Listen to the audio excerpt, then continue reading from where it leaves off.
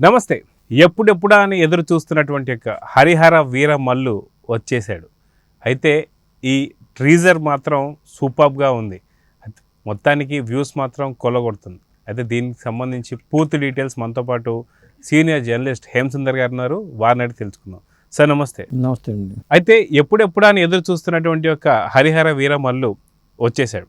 అయితే హఠాత్తుగా రావడానికి గల కారణాలు ఏంటి? మొన్న మధ్య ఉస్తాద్ భగత్ సింగ్ అంటూ కూడా వచ్చిన గ్లిమ్స్ చూసాం. గ్లాసు పగిలే కొద్దీ పదునెక్కుతుంది అని చెప్పేసి. అయితే ఇప్పుడు హఠాత్తుగా హరిహర వీరమల్లుని మర్చిపోయారని చెప్పేసి అనుకుంటున్న సందర్భంలో సడన్గా మళ్ళీ ఇప్పుడు దీనికి ఒక ట్రైలర్ కావచ్చు, గ్లిమ్స్ కావచ్చు, దీన్ని విడుదల చేస్తానికి కారణం ఏంటి? దాంతోపాటే అసలుకి హరిహర వీరమల్లుకు సంబంధించినటువంటి ట్రైలర్ ఎలా ఉంది అడిగితే బాగుంటుంది, కానీ అది ఇప్పుడు రావడానికి కారణం ఏంటంటే నేను ఇలా చెప్తానండి. అంటే ఏం రత్న గారిని అడిగితే ఏం రత్న గారు చెప్తారు. అది ఆయన చెప్పాల్సిన మాట. ఇప్పుడే ఎందుకు రిలీజ్ చేశారని అడిగితే ఆయన సమాధానం చెప్పాలి. కాబట్టి దానికి చెప్పలేను. ఎలా ఉందన్నారా దానికి సమాధానం చెప్పొచ్చు. అదేంటంటే ఒక పీరియడ్ సినిమాని ఎప్పుడో చెప్పారు. అసలు ఎంతవరకు షూటింగ్ జరిగింది ఎవరికీ తెలియదు. కొత్త విషయాలన్నీ బయటపడినాయి. మొన్నటిదాకానేమో ఈ సినిమాకి కృషి పని చేయట్లేదంట అని చెప్పి టాక్ అయితే వచ్చింది, తొలగిస్తున్నారంట అని చెప్పి. వాటిని పటాపంచలు చేస్తూ డైరెక్టర్ పేరు దగ్గర కృష్ణ జాగర్లమూడి పేరుతో పాటు జ్యోతికృష్ణ పేరు కనిపించింది. అంటే నిర్మాతగా ఏం రత్నం ఉన్నారు, అలాగే డైరెక్టర్గా వాళ్ళ అబ్బాయి కూడా దీంట్లో భాగస్వామి అయ్యాడు. ఇది పార్ట్ 1, ఇది ధర్మయుద్ధం అంటూ వాళ్ళు అవన్నీ కొంతవరకు క్లూ ఇచ్చేశారు.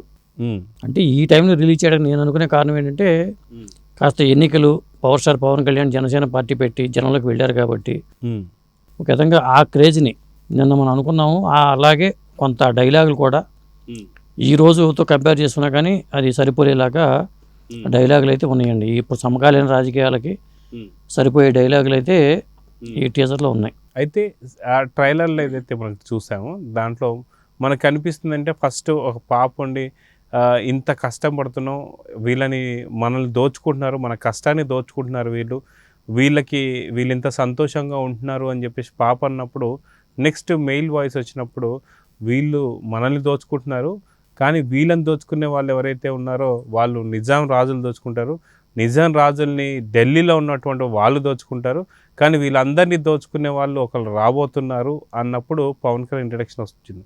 సో దీన్ని ఇప్పుడున్నటువంటి ఒక పరిస్థితుల్లో కూడా సేమ్ అదే శ్రమ దోపిడీ జరుగుతుంది అనేది మనకి ఏపీలో కనిపిస్తూ వస్తుంది. దానికి పోల్చొచ్చు అంటారా? అట్లా పోల్చుకోవచ్చు.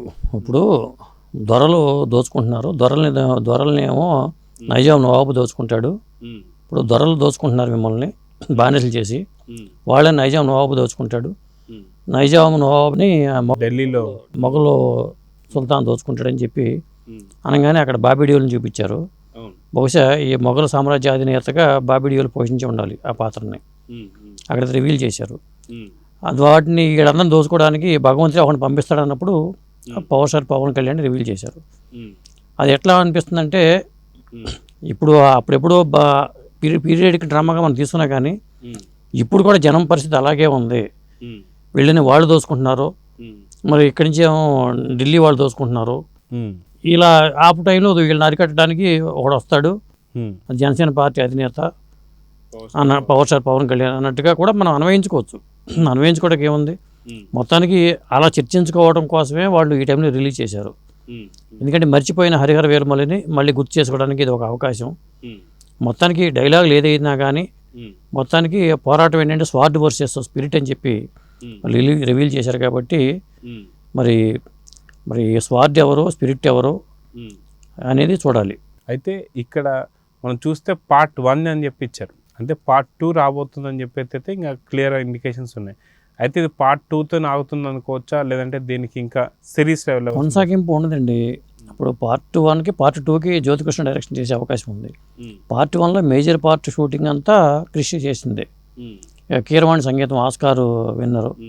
కీరవాణి సంగీతం ఎప్పుడో చేసిన సినిమానే కాబట్టి ముఖ్యంగా నాకు దీంట్లో నచ్చింది ఏంటంటే ఆ కత్తి తిప్పడం, పవర్ స్టార్ పవన్ కళ్యాణ్ కత్తి యుద్ధం చేయడం అనేది అట్రాక్టివ్గా ఉంది. మరి ఎప్పుడు చేశారో షూటింగ్ తెలియదు కానీ అట్రాక్టివ్గా ఉంది. అలాగే ఈ మధ్యన క్రేజ్ బాబిడియోలు, ప్రతి సినిమాలోనూ కూడా బాబిడియోల్ని విలన్గా పెట్టుకుంటారు అందరూ.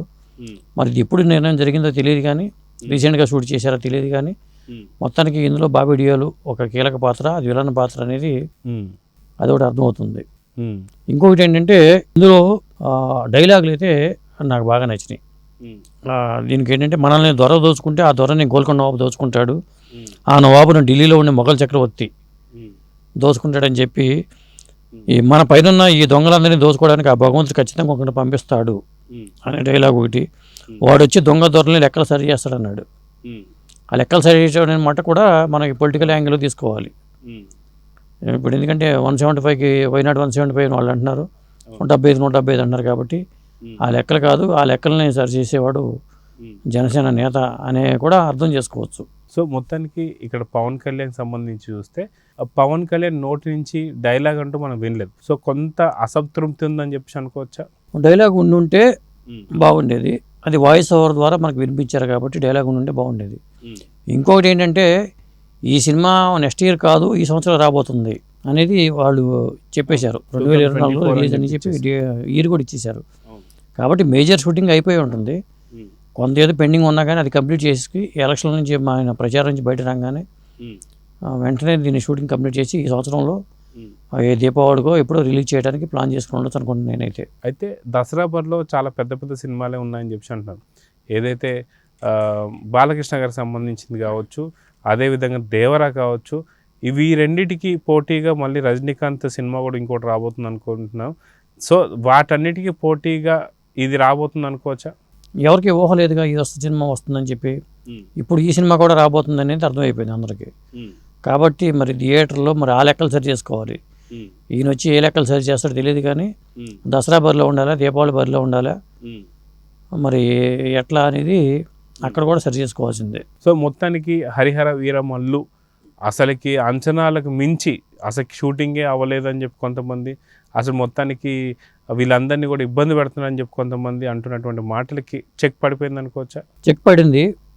అయితే ఏంటంటే ఈ సినిమాకి పార్ట్ 1 పార్ట్ 2 అవసరమా అని కూడా అనిపించింది. ఎందుకంటే 2 పార్ట్లని ప్రతి చోట 2 పార్ట్లు పెట్టి అంటే అసంపూర్ణంగా ఈ సినిమా ముగించి ఇయటమా, లేకపోతే ఒకే కథ కదా ఇది, మరి ఈ కథకి ఇంకా పీరియడిక్ డ్రామాగా తీసుకురావడం ఎందుకు అనేది అనిపించింది నాకైతే.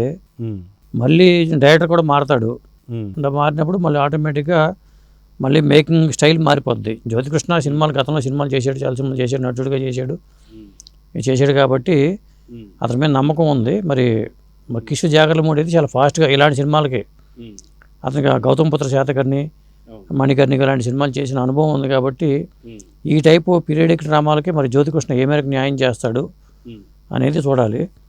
ఏదేమైనా మొదటి పార్ట్ అయితే ఈ సంవత్సరం వచ్చేస్తుంది కాబట్టి మొత్తానికి టీజర్ అయితే చర్చించుకునేలాగానే అందరూ చర్చించుకునేలాగానే ఉంది. సో చూద్దాం sir, Pawan Kalyan Harihara Veeramallu squad versus spirit ఏదైతే ఉందో పార్ట్ 2కి ఏం పేరు పెడతారో కూడా తొందరలోనే అప్డేట్ వస్తుందని చెప్పి వెయిట్ చేద్దాం. Thank you sir. Thank you.